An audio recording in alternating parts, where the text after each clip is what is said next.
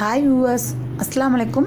Welcome back to RKS magic kitchen. நம்ம சேனலை subscribe பண்ணாதவங்க கீழே சப்ஸ்கிரைப் பண்ணிக்கோங்க. கீழே இருக்க பெல் பட்டனை கிளிக் பண்ணிக்கோங்க. நம்ம இன்றைக்கி தேங்காய் பால் பாயாசம் எப்படி செய்கிறதுன்னு பார்க்கலாம். அதுக்கு தேவையானது என்னென்னு நான் சொல்லிடுறேன். ஃபஸ்ட்டு தேங்காய் எடுத்துக்கோங்க. இந்த மாதிரி நான் 1.5 தேங்காய் எடுத்திருக்கேன். இந்த மாதிரி நல்லா ஓடு நல்லா கருப்பாக இருந்துச்சுன்னா பால் நல்லா வரும். தேங்காயோட ஓடு கருப்பாக இருந்தால் நான் 350 ml எடுத்திருக்கேன். பெரிய தேங்காயாக இருந்தால் நீங்கள் ஒரே ஒரு தேங்காய் எடுத்துக்கிட்டிங்கன்னா போதும்.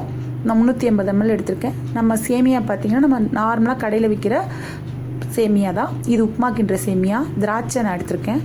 ஒரு சின்ன துண்டு பட்டை, ஒரு கிராம்பு, முந்திரி நம்ம எவ்வளோக்கு வேணுமோ நம்ம அந்த லெவலுக்கு எடுத்துக்கலாம். 1.5 டீஸ்பூன் நெய் எடுத்திருக்கேன். சர்க்கரை 250 கிராம் எடுத்திருக்கேன். இது இதுக்கு தேவையான அளவு சர்க்கரை. உங்களுக்கு ஸ்வீட் வேணும்னாலும் இல்லைனாலும் கம்மி பண்ணிக்கலாம். ஆனால் இது ஸ்வீட் நிறையா இருந்தால் தான் நம்மளுக்கு டேஸ்டியாகவும் எம்மியாகவும் இருக்கும். இப்போ பாருங்கள், நம்ம சாப்பாடு வடிக்கிற மாதிரி நான் சேமியாவை வடிக்க போகிறேன். அதுக்கு நான் 1.5 லிட்டர் தண்ணி எடுத்துருக்கிறேன். 1.5 லிட்டர் தண்ணியில் நம்ம சாப்பாடு வடிக்கிற மாதிரி வடிச்சிக்கலாம். அதுக்குள்ளாட்டி நம்ம தேங்காயை பால் பிழிஞ்சு நம்ம எடுத்து வச்சுக்கலாம். தண்ணி கொதிக்கிறதுக்குள்ளே பாருங்கள், தேங்காயை நான் துருவி இருந்தால் அப்படியே அரைக்கலாம். நான் சின்ன சின்ன துண்டாக போட்டதுனால பல்ஸ் பண்ணி எடுத்துக்கிட்டு நம்ம எடுத்து வச்சுருக்க தண்ணியில் பாதி தண்ணி அளவு ஊற்றி இந்த மாதிரி அரைச்சிக்கோங்க. அரைச்சி முதல் பால் புரிஞ்சுக்கோங்க. முதல்ல பால் நல்லா கெட்டியாக இப்படி நம்ம கையை ப்ரெஸ் பண்ணிங்கன்னா நல்லா பால் வந்துடும். அதுக்கப்புறம் அதை நம்ம மறுபடியும் அப்படியே அந்த மிக்ஸி ஜார்லேயே போட்டுக்கோங்க. ஏன்னா மீதி இருக்கிற தண்ணியில் 2வது பால் எடுக்கணும் இல்லைங்களா, அதனால் நீங்கள் ஊற்றிக்கோங்க. ஊற்றி இதையும் நம்ம அரைச்சிக்கலாம். மிக்சியில் வச்சு அரைச்சி பிழிஞ்சிட்டோம்னா நம்மளுக்கு இந்த 2 பால் போதும். 3வது பால் எடுத்திங்கன்னா நம்மளுக்கு ரொம்ப தண்ணியாயிரும். தேங்காய் பாலும் சேமியாவும் ஒன்றோட ஒன்று ஒட்டாது, தனித்தனியாக நிற்கும். போதும், இந்த அளவுக்கு பால் போதும். நம்ம 1.5 லிட்ரு நம்ம தண்ணி எப்படி நீங்கள் மெஷர் பண்ணுறதுன்னு கேட்டிங்கன்னா, நம்ம எல்லார் வீட்லேயும் 1 லிட்டர் பாட்டில் இருக்கும்.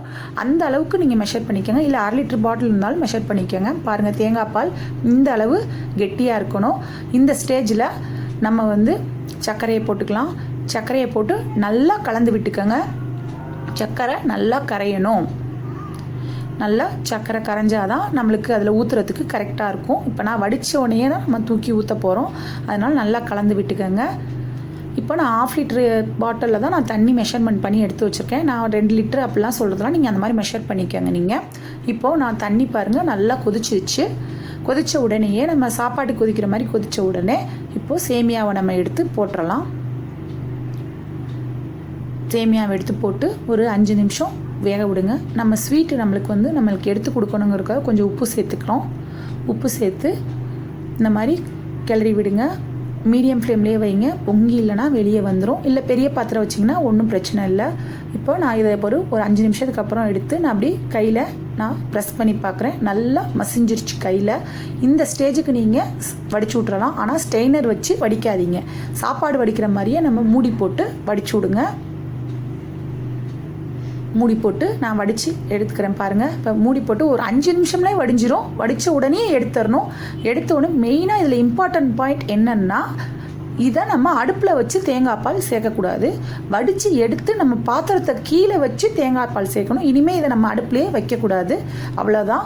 இந்த அளவுக்கு தண்ணியாக இருக்கும். ஆனால் இது 1/2 hour கழித்து நம்மளுக்கு நல்லா செட் ஆகிரும். இப்படியே நம்ம யாருக்கும் பரிமாறக்கூடாது.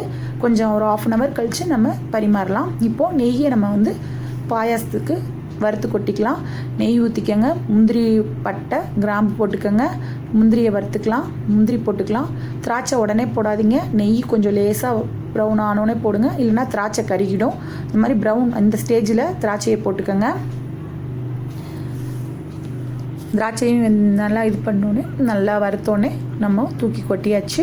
பாருங்கள், கிளறி விட்டு இனிமேல் நீங்கள் அடுப்புலேயே வைக்க தேவையில்ல. அப்படியே மூடி போட்டு 1/2 hour தம் பண்ணிடுங்க. தம் பண்ணுறோன்னா சும்மா மூடி போட்டு வச்சிங்கன்னா அந்த ஹீட்லேயே உங்களுக்கு தேங்காய் பாலும் சேமியாவும் செட் ஆயிரும். பாருங்கள், நான் தம் பண்ணி வைக்கிறேன். ஒரு 1/2 hour கழிச்சு காட்டுறேன். பாருங்கள், கெட்டி ஆயிடுச்சு.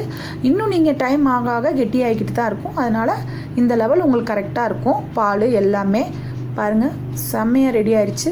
யம்மியான தேங்காய் பால் பாயாசம் புதுவிதமாக ட்ரை பண்ணியிருக்கேன். ட்ரை பண்ணுங்கள், லைக் பண்ணுங்கள், சப்ஸ்கிரைப் பண்ணுங்கள். தேங்க்யூ ஃபார் வாட்சிங் சேனல்.